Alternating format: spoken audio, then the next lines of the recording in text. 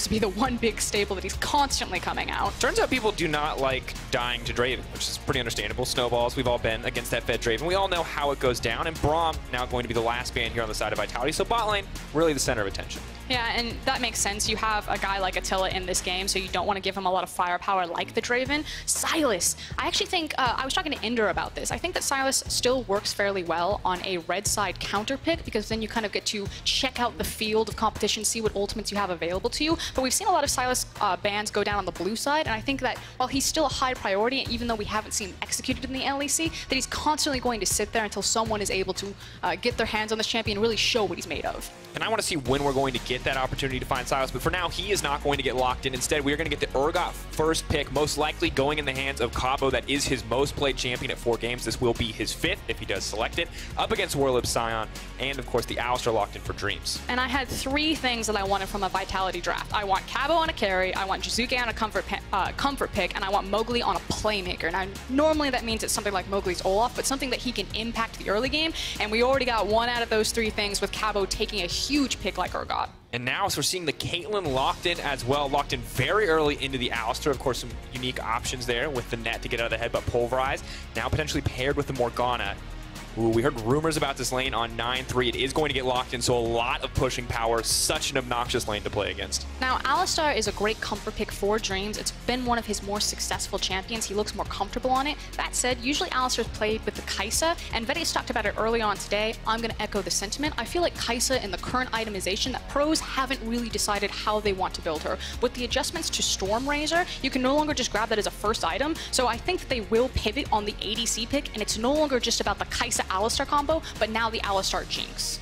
And interestingly enough, this is still going to be such a difficult combo to execute in terms of early laning phase. Black Shield mitigating all of the potential CC that could come out here. Not a ton of magic damage between these two. The LeBlanc ban will follow up, but it does feel like this patch, Frostgurn, always points us back to talking about the bot lane, because that is where the vast majority of changes have happened. And I'm super excited to see Jinx. I am a Jinx one-trick, so anytime I get to see this champion shine, she gets possibly one of the biggest bang for her bucks on first item Infinity Edge, because she gets those AoE crits. And it's huge, right? And of course, interesting to see. Last patch you would have called the first item Infinity Edge hard trolling. It was, but on this patch it's just such a generalist, strong item. We'll see if we get the Runaans into the Infinity Edge. What build Crownshot wants to take on this one, as the Sejuani will be taken off the board for Selfmade. Now that's Selfmade's most played champion, and that is a champion where it feels like every single game he's getting at least 1 kill in the early game. And we kind of talked about the win conditions that Vitality wanted from draft phase. For SK, I wrote down 2. Crit carry on Crownshot, already got 1 because we have the Jinx, and I want Selfmade on a playmaking oriented jungler, same thing as Mowgli. These are both jungle-centric teams. Everything revolves around their jungler in the early game. So even though he doesn't get the Sejuani, he's got to find something. That doesn't necessarily mean early game. He can still go for the Zac, but it must have high impact in forcing plays to happen. And the Olaf has often been that default go-to pick. Vitality loving those strong pushing lanes and allowing Olaf to just ruin someone's day in the enemy jungle. He doesn't even have to go to the lanes. He doesn't have to support them. They're winning on their own. He wants to shut down the enemy jungler. We'll see if that is what's going to happen with Mowgli here. Enter the second ban phase, the Yasuo, the LeBlanc, the Kennen. We've already talked about the Sejuani and Crownshot, now deciding what exactly they want to go for on this lineup. And they are going to reveal if that is going to be a Sion flex. We expect that it would be in the top lane, and this is a wow, that's a blast from the past. This is a classic draft. The Rocky Mountain Oysters comp coming through. You got the Alistar along with the Orianna here, and I mean, very old school in terms of how you want to open up a fight, but I do love the headbutt pulverize into Shockwave. It's going to be a difficult one to pull off, though, against a champion like Morgana. And that does mean that the last pick will be for Selfmade to find the counter pick or find a better matchup against Mowgli's jungle, which looks like it's going to be a Jarvan possibly. So again, you're still looking for early playmaking, something that has dueling potential that has to keep up with this guy. And I do love the ganks to come in from Jarvan. Of course, the flag and drag, such an easy way to get fights started off. And it does, as you said, fit right into the Mowgli wheelhouse. And it does dissuade them from also taking the Olaf. Now, he can still grab the Olaf. Selfmade is who I'm talking about. But picking that into Jarvan, Jarvan can just lock him into the ultimate and deny a lot of what Olaf wants to threaten into the backline.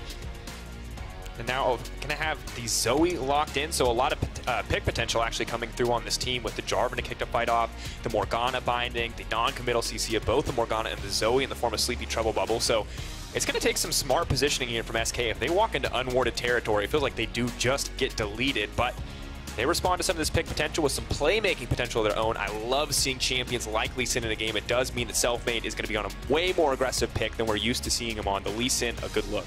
And while 9.3 has been pushing us back towards those crit ADCs, the only thing that I have a problem with in this SK composition is that they don't have a lot of damage threats. You know, you have like the Orianna, the Lee Sin, and the Jinx, but you compare that to all of the damage threats that Vitality have virtually in every single position, in every single lane. And it feels like the teams in the LEC that have been most successful, the likes of the G2, are having carry options abundantly in every position. And of course, that is one of the beautiful things about the patch, is how many different lanes you can opt to carry through. And I think right now for Vitality, I'm just wondering if we are going to see that patient, slow start where it's more about just winning lanes slowly via CS and tower plating, or with a pick like this Jarvan, if we're going to see these explosive early games. Because with a lane like Caitlyn Morgan, with a lane like the Urgot, it does feel like there's so many points of power for Vitality to play around. The Vitality staple has been have those pushing lanes, get Mowgli in the jungle. The last time we saw them against Excel, he didn't leave Cabochard alone. He was constantly contesting him, even over camps like Wolf Camp. And like you said, it's got all the setup there that he can be obnoxious on that Jarvan. But what Vitality's composition is actually really good at is sieging. That's a Jarvan with his flag, that's a Zoe, and that's a Caitlyn. If they ever get ahead and approach a tower, it's free. I just want you to live in the nightmare state, ladies and gentlemen, where you get hit by a Sleepy Trouble Bubble, and then a Binding, and then a Trap. And if literally nothing else hits you and you survive, you're still going to be tilted off the face of the planet. And that is the nightmare scenario for the members of SK. And if they're good at sieging, it means that SK must be on point with their engage options. They do have an abundance of them. The Alistar, the ball delivery service with the Orianna, as well as the Sion and the Lee Sin. But can they pull the trigger and be decisive enough against Vitality to punish them in the mid-game? Well, that is exactly what we are going to find out, Oskar, and it is time. Vitality versus SK. What are we going to see here? And for now, we're going to have a slow, dramatic zoom in as there is a pause. We won't even tease you with the gray screen, folks. I'll just tell you there's a pause. We'll give you more context. We'll find out why. But that does give us an opportunity to talk about what we want to see in the early game for Oskar. And I'm curious, because I know what Mowgli does. And I know what Selfmade does on Sejuani, but it's been a while since I've seen him not on Sejuani. So talk to me about this Lee Sin. What do we expect from Selfmade early on? I mean, I think he just wants to kind of find opportunities. He's got a lot of counter gank opportunities, and he can look to duel the Jarvan. So for me, I think it's kind of stabilizing his lanes. You know that Vitality are going to push forward. We know that their players have really high forward percentage. They're constantly spending a lot of their time in the river past the midway point, which opens them up to ganks. So that's what I want Selfmade to do. I want him to capitalize on kind of the over-eagerness or over-aggression that Vitality have been very prone to. And that's I want to see, because we just haven't seen a team super punish that yet. Often Mowgli's been so in the enemy jungle that it's been difficult. We did see Kicka successfully punished against Rogue, but we are now going into game. It was a small cable management issue, but if you've ever had your mouse cord drag off the side of your desk suddenly, you'll understand why it might be important to have it smack dab in the middle of that desk. Here we are, Vitality versus SK. Vitality already going for a little bit of early information. Kicking that Poro out of his own jungle. Ooh. Mowgli.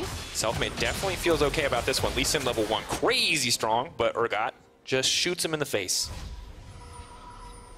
Information, though, about where the junglers are starting, the fact that Vitality got the wards onto the red buff, so very early on trying to make sure that they know exactly where Selfmade's going to start. God. In fact, also sending him back home to go heal. Okay, so to be fair, when we looked at SK and we said Selfmade dictates the pace of the early game, apparently Vitality were listening or came to the same conclusion on their own, because he's not even going to have time to back. Yeah. He's staying here. This is warded. This is I mean, it's a Lee Sin, so he's going to be okay, but this is a brutal start. He's already burned both his refillable stacks. Which just means that he's going to have to grab this, possibly look for an early back, which may slow down his jungle tempo, but that's fine. Again, he's sitting with a Sion, an Orianna, and a Jinx. It's not like Selfmade needs to have something happen in the early game for this composition to come alive when they're all hooked up. And good guy Werlyb is nice enough to come over there and give him the early game leash, so still doing fine in terms of health clear. Will get a little bit of lifesteal back from the Iron Will as he goes further into these camps. Definitely not an ideal start, whereas Jarvan on the bottom side, usually a much weaker clearer, does get a solid leash and is going straight into that blue buff, but little does he know he's been spotted out. And you can see that Selfmade's actually rushing over there, and there's a lot of health on Pirean if he also wants to make a rotation. Oh. Selfmade thinks he knows where Mowgli is. Mowgli was waiting for Selfmade, though. It's got red. Who's stuck in here with who? We have to ask. Selfmade now jumping back and is going to walk away. And ladies and gentlemen, I just want to say that this is classic Mowgli. This man lives in the enemy jungle. This is exactly what he's all about. And Selfmade is just going to have to give up that blue buff. Vitality getting this early game to play out just the way they wanted it to. Yeah, and paying off for how important that early vision is. Mowgli did this to Cabochard. He's now going to do it to Selfmade. He will contest you for every single camp. That's 10% of his time from 3 to 15 minutes in the enemy jungle, folks. Now that's crazy, because most of the time he's going to be walking to the enemy jungle. So the fact that when he gets there, that's how much time he spends is absolutely nuts. First in the league overall. And of course, the interesting thing about that is that it sets up, or it's set up so much by these aggressive forward-playing lanes from the side of Vitality. And I think anytime we talk about playing forward, we do have to talk about Cabochard. This is a guy who 49.4% of his time on the enemy side of the map in this lane. And you can already see it here up against Sion, just hard shoving in. I think it's kind of an interesting relationship in terms of like jungle proximity, because we saw that while Mowgli was super high in terms of contesting jungle camps, he's not spending a ton of his time around his laners because Vitality open up space for Mowgli. Mowgli doesn't open up space for his laners. Yeah, he'll come to a gank if it's free, show up for a counter gank, but Vitality's whole style is just to blitz into your jungle repeatedly. This one might be free. Pirean just walks straight into that bush. Electrocutor already going to proc. He's now trying to walk away, and the flash burned immediately. We just said it, Frost. If it's free, he's going to take it, and Pirean kind of just gave it to him. Also hurts more because he doesn't have access to the TP. Now Jiizuke is holding the wave, so he should be able to walk it back and not lose anything. But not having the flash, he'll get a repeat gank again, no doubt, especially against Zoe Jarvan, so he has to be super careful. But at this point, Jiizuke can start punishing, holding waves away from him, and denying a lot of that CS. And that's, of course, just such a difficult spot to be in for the Orianna, because once a few more levels come into that Zoe's bell, she just auto-clears the wave, and will be a little more difficult. For now, I think Attila and Jactroll playing this lane very much the way it's intended. You do see the trap come down. Dreams is going to take a lot of poke there, but lane pressure across the map outside of the top lane for Vitality, and Cabo immediately going to go for the play. Mowgli is here as well. Werlyb now running for his life, has already burned the flash, the flag, and drag the flash to extend. Werlyb now caught out, goes right into zombie mode, but they've already taken him down. Vitality, clean ganks here in the early game. Beautifully executed. That is quite a hard flash to pull off there to make sure that you can get the displacement and the knockup. In response, Selfmade's going to see what he can get, maybe sneak down through this tri-brush. It is unwarded. And the Alistar's there for the setup. They have the Ignite the flashes. All summoner spells available for both sides. Selfmade really needs to get something done here. If this gank goes wrong, it could turn against it, but they've already ignited Jactroll. The Black Shield did not come out fast enough. Selfmade just buying his time, waiting to land that perfect Q. Does connect on Jactroll, but good patience to flash out when he's right next to Attila for coverage. And big loss for SK there. The fact that they expended so many more summoners just trading for the Morgana flash and didn't get anything for their time. Heal as well, but you're right that it's definitely not what they needed, not what they wanted in the exchange already. 5 minutes of the game for Oskar, and we have a 1K gold lead for Vitality. Very aggressive, very dominant early game from this lineup. And now, where do you attack next? Mowgli can continue to blitz into this jungle, or he can maybe pay a visit back to Pirean. We talked about how Jiizuke is now looking to punish this flashless Orianna by either through invisible pressure, drawing her out, maybe killing her. And we know from watching so many Vitality games that it feels so bad to be on the back foot up against this lineup, because they are a team that is willing to do crazy things, that is willing to go for these aggressive ganks. Creative pathing, definitely something we associate with them. Good news is Pirean is still doing a good job of keeping up in experience, keeping up in farm up against this Zoe. Level 6, of course, a lot more raw power for the Orianna than it will be for the Zoe overall. Her ultimate actually does Their ultimate does damage, more for. Turns out. But don't underestimate the power of the hippie hop. But this is what Jiizuke wants. He wants the wave to be pulled forward. It's the slow. Level 6 comes in for Pirean. And he wants to lure Pirean away from the safety of his tower and just give Mowgli free roam. He doesn't even have to make the gank work, because Pirean's going to have to start choosing. He'll lose vision on Jarvan and eventually have to be like, I can't take the CS, because if the jungler's here, I'm dead. Yeah, it's right now just a steady incremental advantage building up for Vitality. Jactroll just trying to stop some backs, put themselves in a better spot in terms of lane control. We check in on the CS and the items for Oskar. Nothing standing out quite yet. You do have the Jinx going for the early BF sword. No surprises there. And the farm, pretty decent advantage coming in for Attila, but other than that, nothing too large. Just the lonely Krug. Selfmade. The pity Krug, I think we can call this one. I didn't quite want to spend that much time for a Krug. I'm too busy going for your Raptor camp, it now looks like. Yep. Difficult spot. Cabochard going to go inward and have immediate action on the bottom side as well. Vitality getting aggressive in every single lane. Dreams with no level 6. He's still going to try to find the stun. He knows he can try to turn this one back. Nice heal coming in as they find the kill. Jactroll over still. From downtown. Oh my god. The three-pointer onto Werlyb was not ready, but SK do get that kill on the bottom side, punishing the over-aggression coming in from the Vitality bot lane, but Cabo immediately getting a kill back on top side, so it's not going to make too much of a difference. 1K gold lead still coming in. Pirean getting more aggressive. Snap pulling it back. Selfmade on the way in. Wants to land the Sonic Wave. The flash out from Jiizuke. Mowgli is here. Pirean at Zoom. Are they going to go for the extension here on the play, or are they going to back off? Jiizuke very low. Cannot overcommit here. Jiizuke is constantly playing on the edge. Every single champion, doesn't matter what his matchup is, but finds the flash to dodge the Sonic Wave and saves his life there. Selfmade wrapping around too. You can tell both these teams are ready to fight. Oh, everyone is here. It's a party in the mid lane. Just want to get that wave shoved in so Jiizuke can get a bit more of a free back.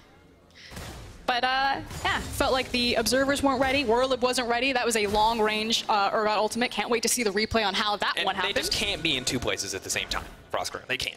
Against a Vitality game, you have to, though. It feels like action happens in every single lane. We're bringing back 2 streams just for Vitality games, so you can watch the top lane and you can watch somewhere else on the map, because Cabo is probably going to kill somebody. 2-0 already. We're going to get to watch exactly how the bot lane exchange happened. And Dreams, I gotta say, this is a very aggressive call, but I like that he had the gusto to go for it. And he knows that at this point, if he backs up under the tower, they'll lose the trade. We talked about how Dreams' comfort pick is on that Alistar.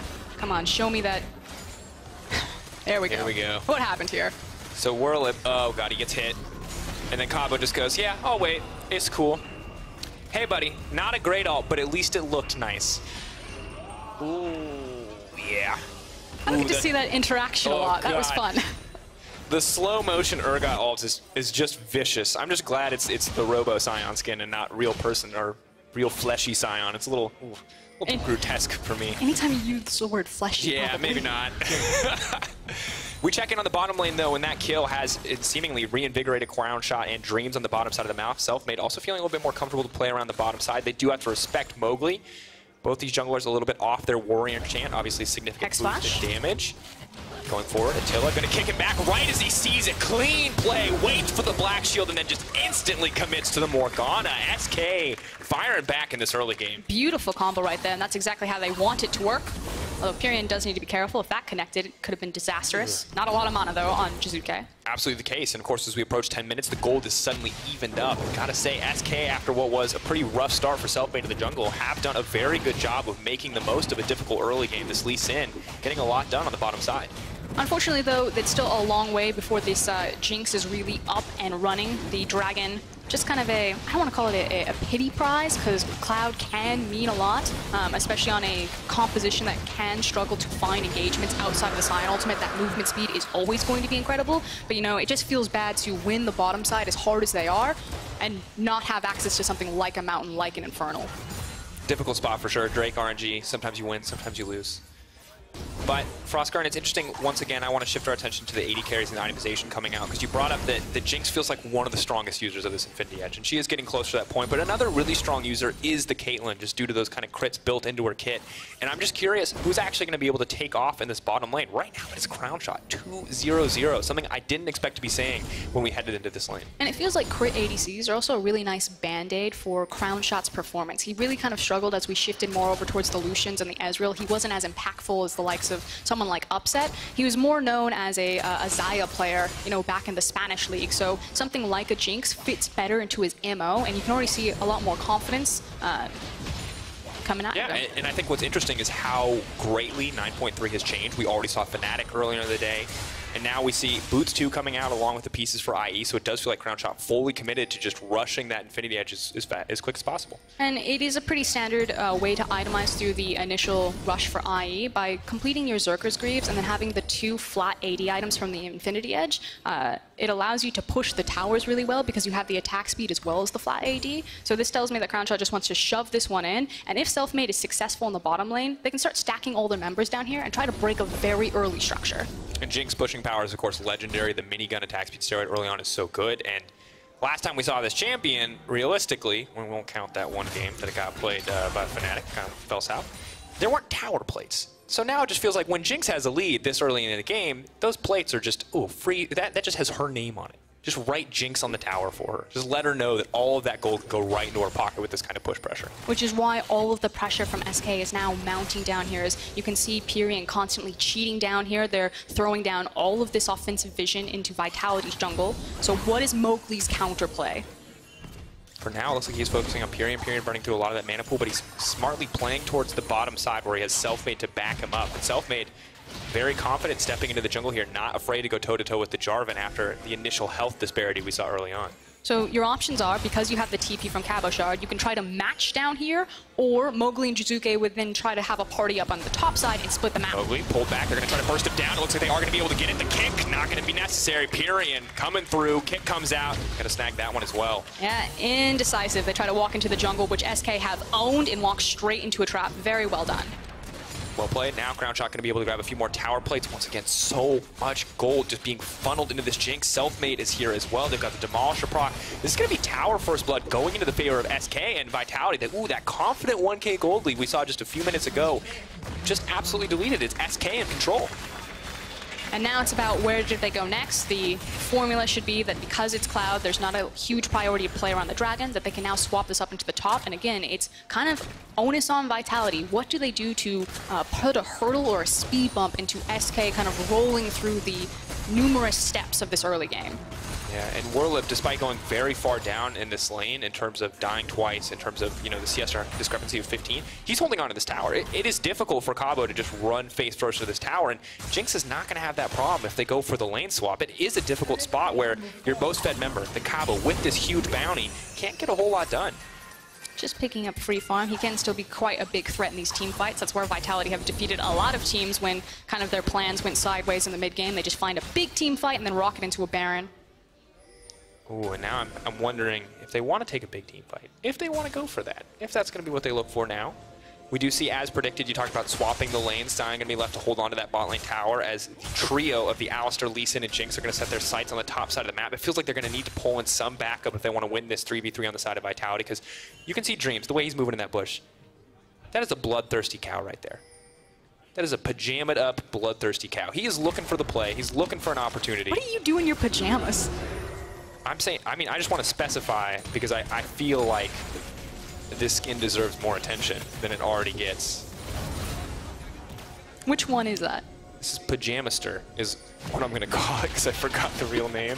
But for Pajamaster right now, he is a walking death trap because while his damage may not kill you, the CC will all but guarantee your death. And the Black Shield of Jactroll, when you're at a deficit, not that scary. However, Rift Herald will be the focus for SK as they move in. Vitality, this is the arena they were waiting for. This is the fight that could help them turn the game.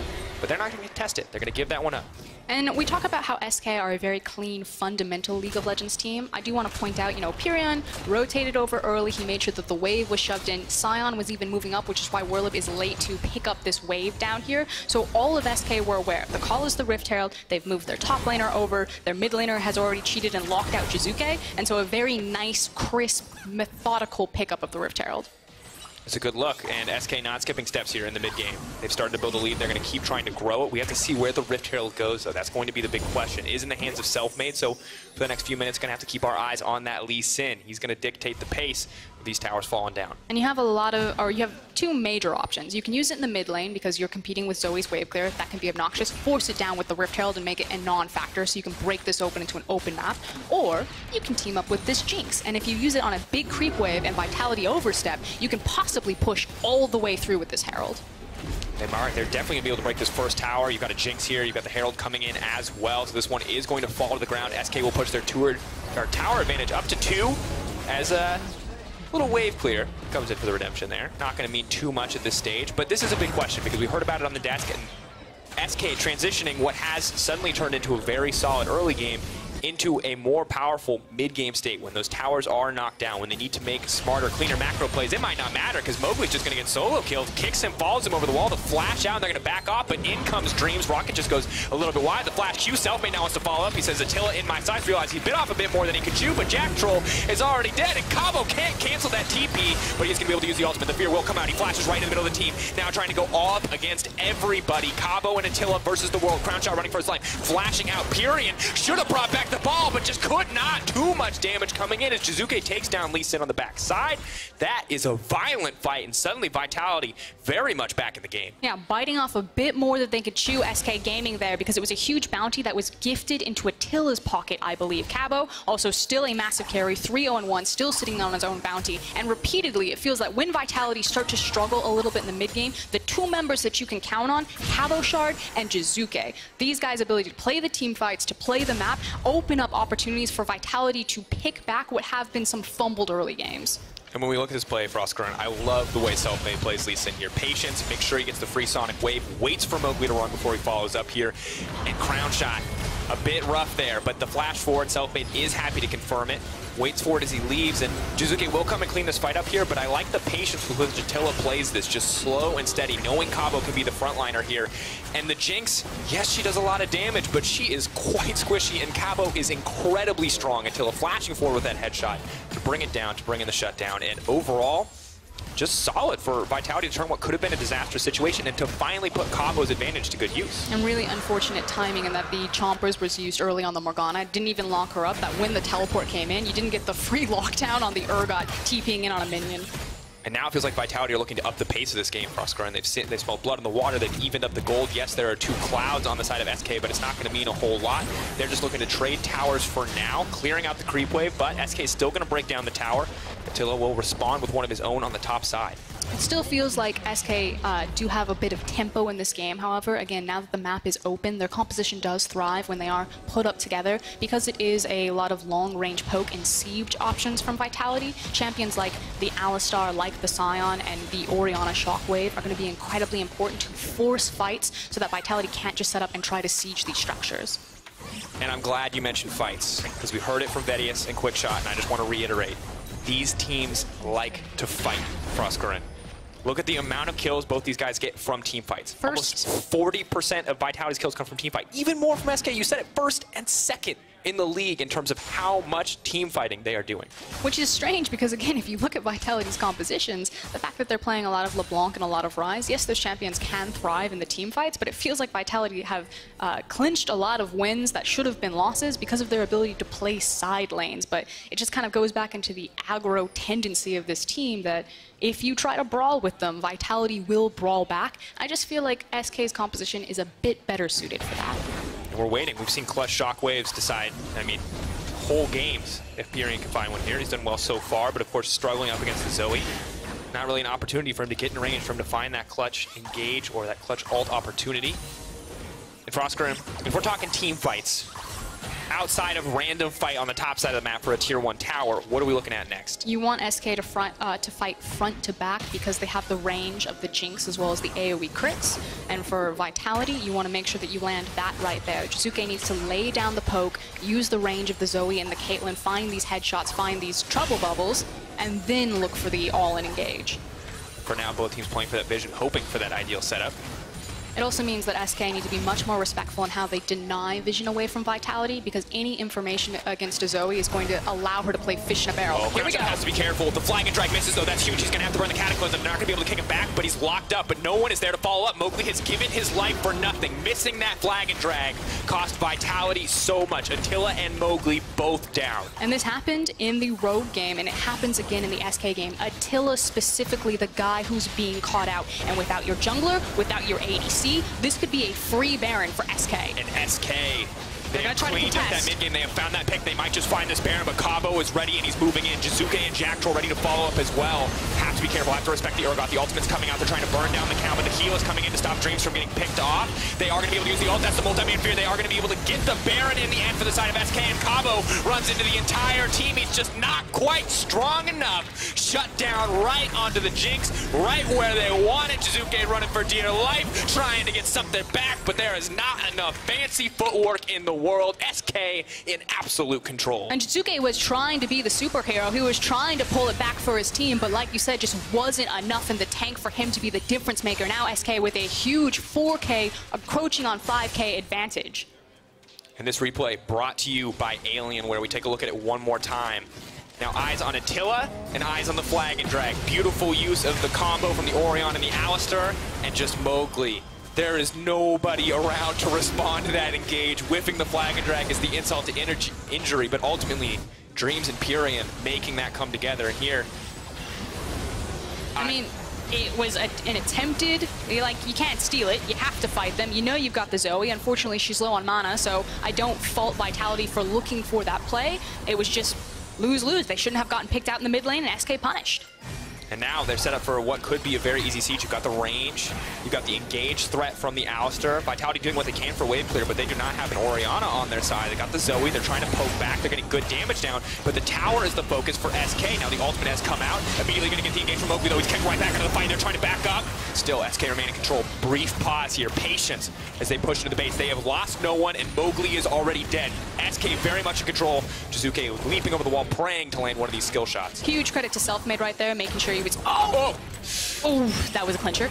Making sure that he was standing next to Crownshot to kick out Mowgli as Jarvan came in. Sion TP coming in as well. Gonna tank some of these traps. Attila not nearly enough damage to shred through. 3-item spike is there for Crownshot. We'll check in a moment if it's there for Attila as well. 80 carries could decide the next fight. No doubt the late game team fighting is in the favor of the Jinx. Firing out. Jiizuke trying to land a bit of damage. Goes golden. Can they follow up here? Jiizuke is gonna flash out to safety. Binding's there, no one wants to follow up. Beautiful shockwave, but once again, no follow-up. SK backing off, knowing they have the advantage, but Pirean! Put your hands back on the keyboard, boy, you can't be doing that! Jiizuke is a one-man army. I know Cabochard picked up the kill right there, but the amount of fancy footwork and the stall that Zoe is outputting here is keeping Vitality alive. Now they're just running. Vitality chasing. They know they need to get an opportunity here. Jactroll throws the binding forward. It does connect on Dreams. Mowgli going in again. Fearless. They are going to pick off the cow. The Fear not going to connect to anyone else. Selfmade looking for the retreat. The knockup is there over the wall. Crownshot running. Not a lot of mana for that Jinx. That means those crits are not going to be long-lived on the Rockets. He's going to have to pull back here for a brief moment. SK do manage to retreat. Still have a bit of Baron time. Attila has to be careful here. Selfmade not going to go for the aggressive play on the Sonic Wave. Vitality getting what they can, but still losing the inhibitor. Selfmade going for the play. Oh! Woo! Is this man playing solo queue or LEC? Frostburn? I can't tell sometimes. I mean, that definitely felt like solo queue. That felt like solo queue. To be fair to Attila, probably didn't expect that. I mean, do you in a competitive game expect the flash over the wall from the Lee Sin? They've got the vision to do it, so there you go. Looking at this retreat, the flash binding there from Jactroll. I know that I just gave Jiizuke a ton of praise. At this point, though, it was SK just running with their tails between their legs and Cabochard just mowing them down. Still a very powerful Urgot. Of course, and now here, give me that flashy play. Lands the first Sonic Wave. We're going to hold it for a second so you can appreciate this moment. So we can track him. He knows where he's going. Oh, he doesn't even need the flash. Oh, he doesn't even need it. I was wrong. He kept it. Got the Sonic Wave, so he has vision around the corner, finds the ward in the Pixel Brush, and then finds the ward by placing it over the wall for the hop. Well done. And I just want to point out that that is a serrated dirt. This man is building lethality. He knows what SK is about. On the LEC stage. He knows. 41.4k for Vitality to 45 for SK. All 3 dragons in their control. They have that Elder Dragon win condition available. Attila throwing out ults, just hoping to get some damage down to slow the advance of this SK lineup. Now the Baron buff is gone, so Vitality probably hold on for a little bit longer, but they are definitely running out of time. Only 2 items on Attila. Brutal spot to be as Jinx has already finished her 3rd as well as the QSS. He's just here for wave clear at this point. You can see that Dreams is trying to see if he can get an engagement over the wall. Here he goes. Binding, going. The flash forward, not going to be able to get... Ooh, fantastic Black Shield comes in from Jactroll to stop that one. The focus, though, is on the inhibitor. Want to break this one down. Weren't quite able to grab it earlier. That was my mistake. I thought that one was dead. Jiizuke saved the day. Saved the day right there again.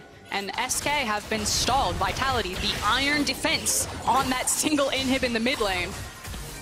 And that's going to be very important. Without that constant point of pressure, will be a little bit more difficult for SK to get these major objectives. But now Selfmade is just looking for picks on his own. This man is a one-man army waiting, and if Jiizuke walks into this...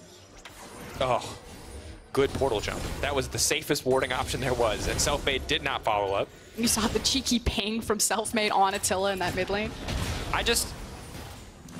The perpetual fear of playing in a game against a Lee Sin who can one-combo you is not something I would wish upon anyone. And Jiizuke is living with that fear, but despite that, is still walking into his own jungle to place vision. And it's the mechanics in the single rotation fear from Lee Sin. Now just imagine that Orianna's about to be level 16, so you're going to have 3 points in the ultimate.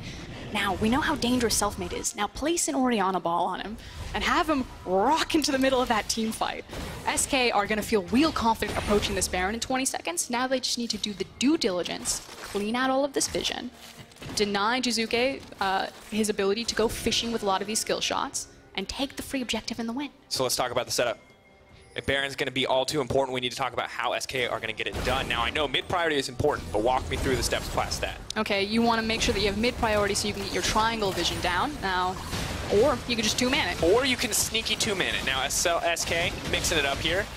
The very strong Lee Sin. Vitality have no idea because they see 3 members in the mid lane. SK with the creative plays here. I like what they're showing us in the playbook. They don't need to show us clean, classic macro plays. They've snuck it. Look at the mini-map there. Vitality actually pinged to the dark side of the bottom side of the map because they didn't have vision. So they were assuming that someone was sitting in the darkness looking for a possible engage as soon as they stepped up. So completely blind to that Baron play. Still scared about where Selfmade could be sitting. It counts against them. The 2-man Baron coming through. The courtesy, that Mountain Drake definitely paying off dividends there. And now the siege is going to start on the top side. Ulti comes out. All right, fishing for those sleepy trouble bubbles. Once again, we're looking at Jiizuke. What can he find to pick? 3 items still not there for Attila. Backing off. Looks like they will give up this tier 2, but Jiizuke still landing those clutch skill shots to half health people. And huge shout out to Werlyb, the fact that he's splitting up Vitality because he's trying to force feed these minions in through the mid lane on the Scion. The opportunity, there's Dreams is calling out the time to go. Selfmade waiting for the opportunity to kick them back in. Eyes on the shockwave, it does pull them right back, delete it, and now the follow-up. Jinx is just gonna tear them down. It's over.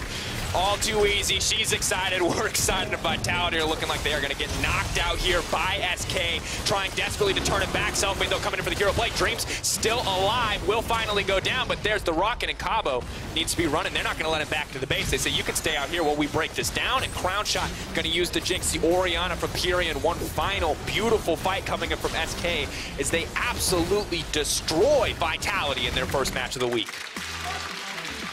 Huge win for SK. We had a lot of questions. You know, some of the support staff, structural changes, Broken Shard moving in over Sheepy. The team not able to kind of turn the page from Mad Lions into SK Gaming, but they make it work. The 9.3 meta band-aiding Crownshot. He no longer has to be on Ezreal and Lucian duty. He can grab those crit ADCs that he's much more recognized for, like the Jinx, and make an impact. And to me, it felt like Ezreal was the band-aid, right? Where that was not his comfort zone. That was not the champion you wanted to see him on. But now that he's back at home in his turf on these crit 80 carries, he's looking good, and so many resources were funneled into him. And look, playing against a Fed Jinx is just a nightmare. And we got to see it unfold firsthand. Also, huge credit to Selfmade on the Lee Sin lethality build, making sure that he had 100-0 kill pressure. A single serrated Dirk was like, I will not finish the Black Cleaver. I will get this serrated Dirk. And I like it. I like the confidence coming in. And once again, we see Vitality with this incredibly dominant jungle start, where they've shut down the opposition using that power of Mowgli and some creative pathing, but just not able to sustain it. And this one, Selfmade striking back. And you have to start asking questions of Vitality. You know, a lot of people just gave them that automatic 3rd place spot in the standings because they've only lost till this point to Schalke and G2. But Attila and Jactroll are constantly being caught out. They're constantly struggling in a lot of these 2v2s because they are a feast or famine style of lane. And it feels like Vitality are being splintered out before they